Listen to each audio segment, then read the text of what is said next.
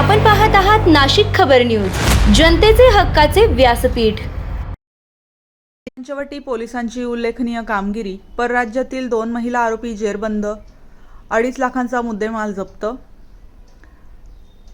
Nashik Panchavati police ठाण्याच्या गुन्हे शोध पथकाने गर्दीच्या ठिकाणी चोरी करणाऱ्या मध्य प्रदेशातील 2 महिला आरोपींना अटक करत 2,56,300 रुपयांचा मुद्देमाल जप्त केला आहे।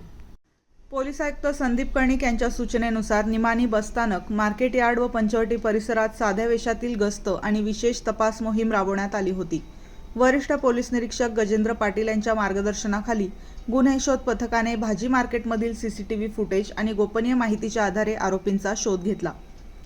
अटक करण्यात आलेल्या आरोपींची नावे उषा किशोर सकटे आणि पौर्णिमा किशोर सकटे, दोघीही देवास मध्य प्रदेश राहणार अशी आहेत। त्यांनी भाजी मार्केटमध्ये गर्दीचा फायदा घेत फिर्यादीच्या गळ्यातील 2 तोळे वजनाचे सुमारे 2.5 लाख रुपयांचे सोन्याचे गंठण चोरी केल्याची कबुली दिली। पोलिसांनी आरोपीकडून चोरीतील सोन्याचे गंठण, पर्स आणि रोख रक्कम असा एकूण 2,56,300 रुपयांचा मुद्देमाल जप्त केला।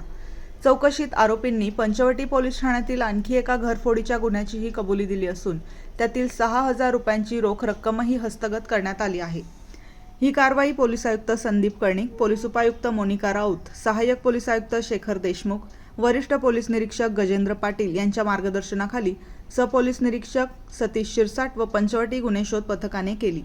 पुढील तपास पोलीस हवालदार कुलकर्णी करत आहेत।